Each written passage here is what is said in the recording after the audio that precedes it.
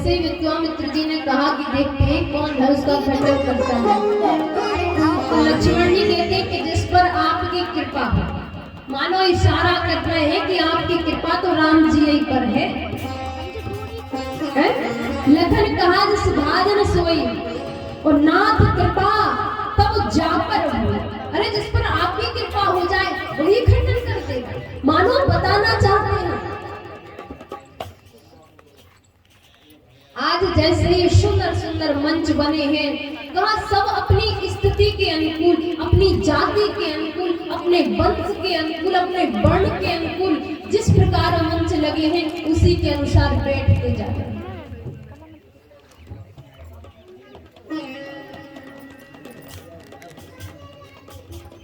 देशाधिक अनेक देशों के राजा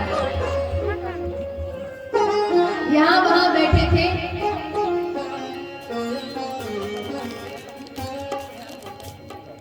तो जैसे ही पहले जो वंश की वंशावली होती थी ना, वो वंदे जन गा गा कर कहते थे,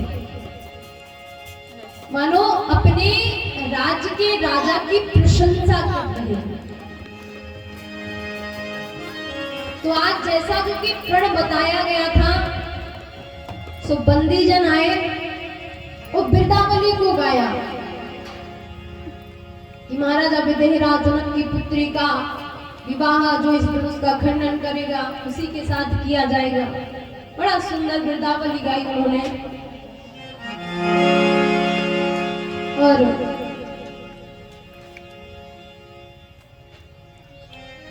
जैसे ही धनुष को लाया गया तो कहा कि धनुष जब लाया गया, यहां तो कहा कि किसी से उठ नहीं रहा, फिर धनुष आया कैसे? तो कहा जो 10,000 सैनिक थे, हमें कोई जानकारी नहीं है, पिछले जमाने में खचा चलते थे। तो वो 4 पहियों वाले खचा पर रख के 10,000 सैनिक, जिनमें मानो सहस्त्र हाथियों का बल हो, वो सैनिक यज्ञशाला तक शिव जी के धनुष को लेकर गए।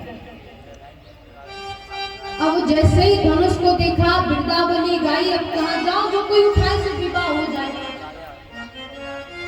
तो जैसे दौड़ होती है ना, तो दौड़ से पहले लक्ष्य की ओर कोई नहीं देखता, सब देखते हैं कि गिनती शुरू हो और पहले वाला पांव कितना बड़ा रहा है।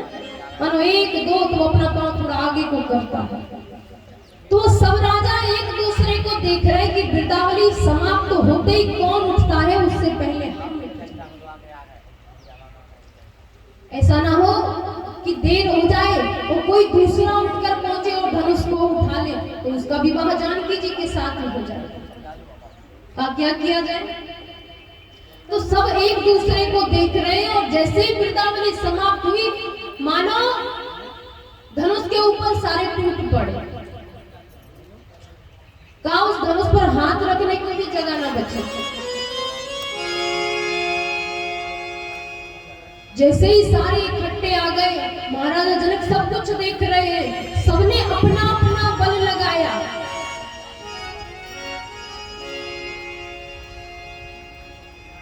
फिर किसी ने हाथ रखा, तो जो सबसे पहले लगा था उसने अपने संपूर्ण शरीर का बल लगाया। अब उसको उठना ही नहीं है महाराज। इतने में जो सबसे पहले राजा लगे हुए थे सो आराम से निकल आएगी। अभी तो बदनामी भी नहीं होनी, इतने लगे पता नहीं किसने उठाया ही नहीं। आराम से तवे पांव निकल आए कि लगे रहो, हमने तो अपना जोर लगा लिया। ऐसा करते करते अनेक राजा, कहा देशाधिदेश के राजा थे महाराज, सबने अपना अपना बल लगाया, लेकिन किसी से धनुष नहीं उठा। किसी से धनुष नहीं उठा। फिर दूसरा राजा जाता है, अपने संपूर्ण शरीर का बल लगाता है, फिर लज्जावश लौट आता है, लेकिन शिव जी के धनुष को तनिक पल भर पृथ्वी से ऊपर नहीं करता। अरे उठाना तो दूर है, हिला नहीं सकते। तो कहा फिर क्या हुआ? तो राजाओं ने कहा कि देखो हम अकेले तो उठा नहीं सकते, मिलकर उठा लो। तो गोस्वामी तुलसीदास जी की चौपाई अनेक अर्थ बताती है कि भूप सहस दस एक बार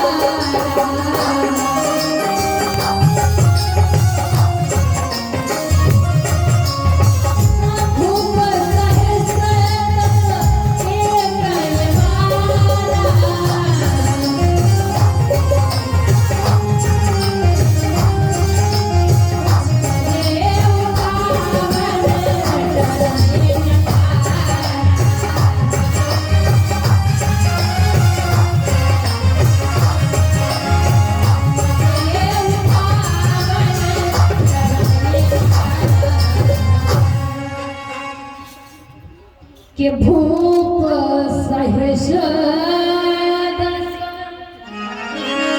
एक बारा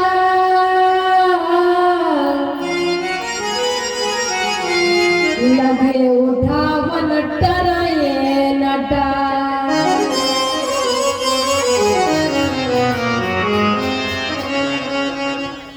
कहा कि पहली बात तो के भूप सहस दस एक ही बारा, मानो सहस का अर्थ होता है 10,000 कि 10,000 राजा एक बार में धनुष पर लग गए। अब धनुष तो बड़ा है ही महाराज का। धनुष का नाम तो सबको ही पता होगा, पिनाक है। शिव जी ने जो महाराजा दशरथ को धनुष मिला है उसका नाम है पिनाक। का नाम पिनाक क्यों है? तो जब धनुष का जो बनना है, धनुष बन रहा था तो दधीच की हड्डियों से बन रहा था। अब महाराज हड्डियां कम पड़ गई, धनुष की जो नोक होती है वो नोक ना बन पाए, हड्डियां कम पड़ गई। तो दधीच ने अपनी जो नाक होती है ना उसकी हड्डी दी, उस हड्डी को देने से उस धनुष का नाम पिनाक हो गया। छुअते टूट पिनाक पुराना।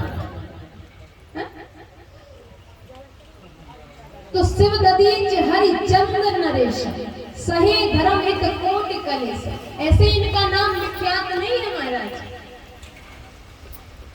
आज जब भूप सहस दस एक ही मारा, एक अर्थ तो आता है कि 10,000 राजा एक बार में धनुष को उठाने गए, और दूसरा अर्थ आता है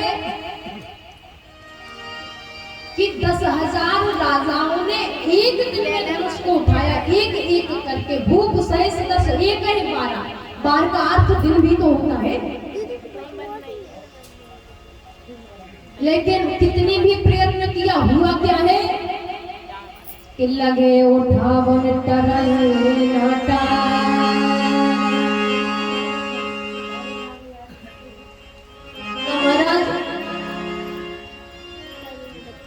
जो लाभ है ना जानकी जी से विवाह करने का, वो लाभ किसी को नहीं मिला। क्यों? बोले काहू न शंकर चाप चढ़ा। अब धनुष टूटे ही नहीं, उठे ही नहीं, तो टूटने की तो बात दूर ही है। सारे राजा लज्जावश अपने अपने स्थान पर बैठ गए, नीचे को सर करके बैठे हैं। अब महाराजा जनक को लगा कि मानो अब हमारी जानकी का विवाह नहीं हुआ। कहा क्यों? अरे जब 3 दिवस बीत गए तो भूप सहस दस एक ही बारा, मानो 10-10 हजार राजा एक दिन में धनुष को उठा रहे, तो उनमें से किसी ने उसे तिल भर भी नहीं उठाया। उठाना तो तक नहीं पाए तो कैसे विवाह होगा हमारी जान। आज विदेहराज कहते हैं कि अब हमें लगता है कि अब हमारी जानकी का विवाह नहीं होगा। कहा क्यों? कहा हमें लगता है कि संसार में कोई वीर नहीं है। आज विदेहराज की आंखों से मोती के समान आंसू गिर रहे हैं। विदेहराज बड़ा व्याकुल होते, व्यथित होते हैं कि मानो अब हमारी जानकी का विवाह विधाता ने लिखा ही नहीं है, और लिखा नहीं है तो होगा कैसे।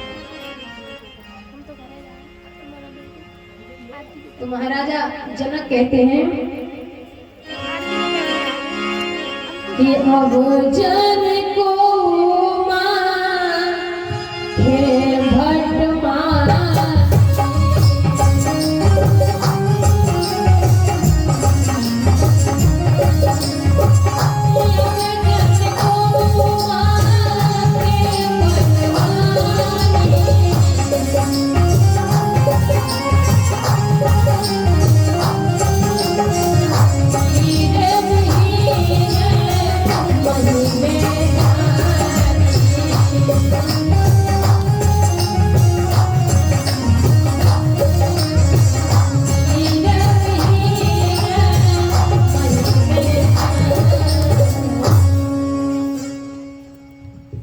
वीर विहीन मही में जाने। मानो पृथ्वी वीरों से विहीन हो गई हो, छीन हो गई हो, पृथ्वी पर वीर है। तो अब जो वीर होगा बुरा तो सही लगेगा। और ये भी बड़ी बात है कि किसी को कह दो कि अरे वाह तुम तो बड़े वीर हो, तो उसमें वीरता रस आ जाता, चाहे भले वीर ना हो।